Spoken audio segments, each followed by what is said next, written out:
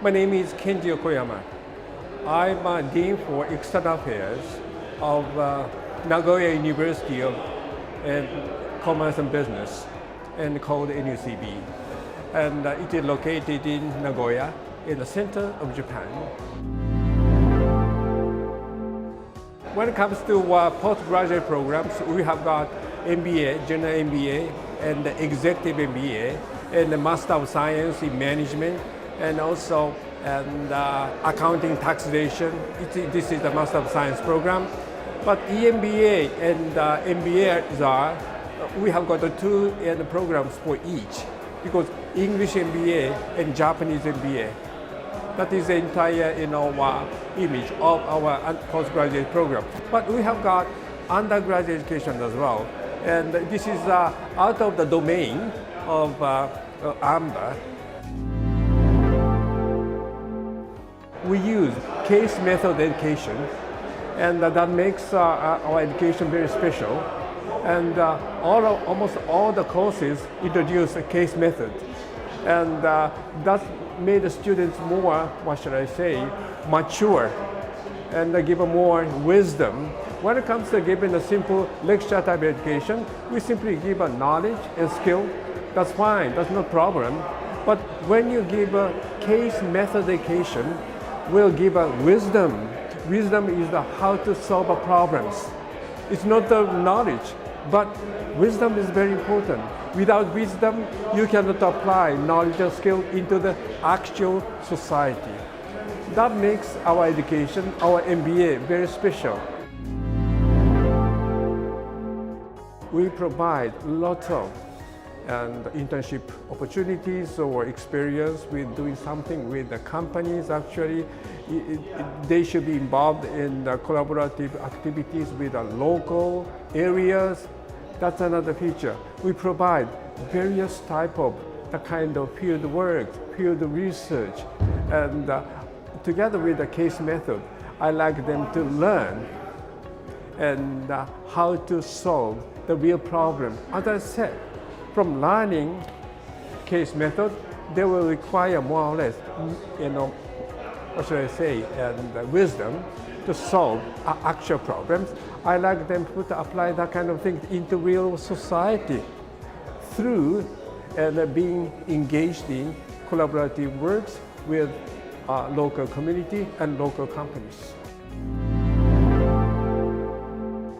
Nagoya is an old place. We have got a lot of history.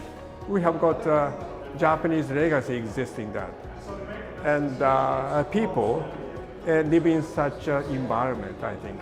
They'll be able to acquire some kind of historical background and a cultural background. That's one thing. That's very, very important things.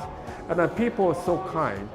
And people in Nagoya, and born and raised in Nagoya. Of course, some people from outside, but most of them are native Nagoyan people, so they are kind.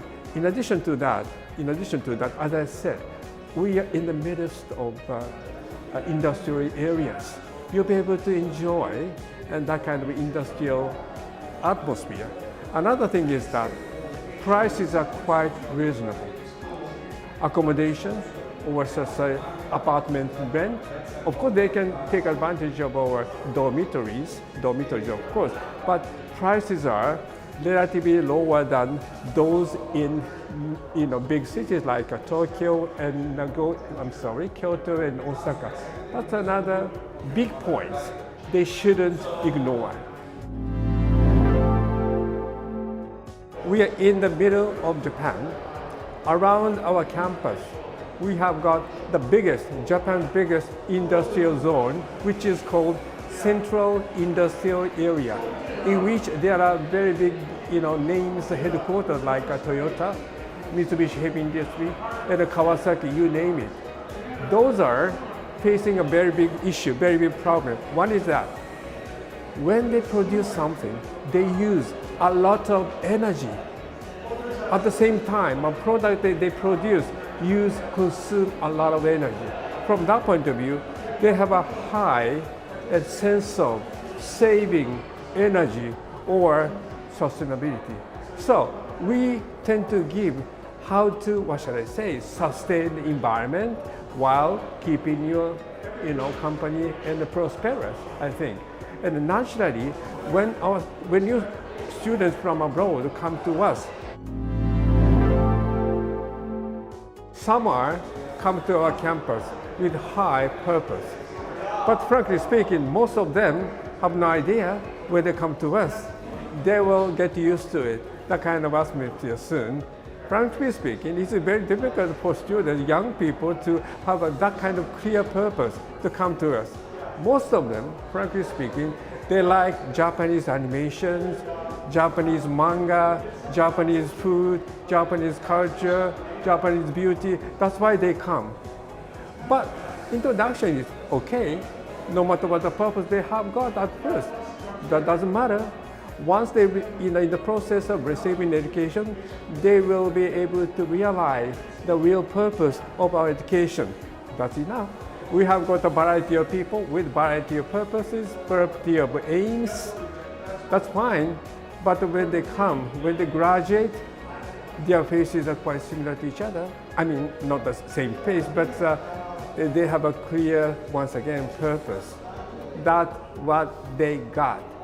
That's what they got from our education, I'm sure.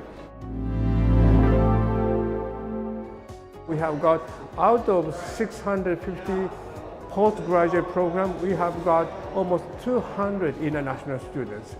And half of them are working in Japan still. While working, they come to our campus and, what should I say, very concentrated work or weekend programs. And the rest of 100 students are from outside of Japan. And some of the rest 100 come to us on exchange programs. We have got so many exchange programs with European business schools.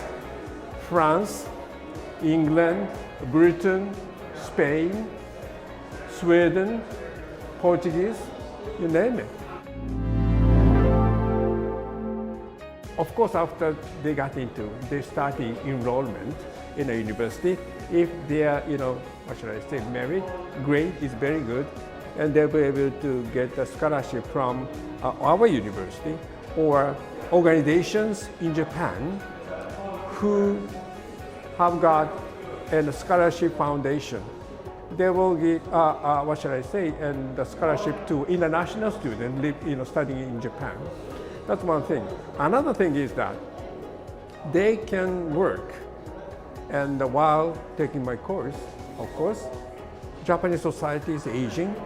We do not have enough number of young people who support, such as sales clerks, working for restaurants. We need a lot of people. Most of our students work part-time for such industries. Retail industry, restaurant industry, they need human beings. They need humans. Even after that, they will be able to find a job in Japan because Japanese industry need workforce. Because young people is losing in population year by year, month by month.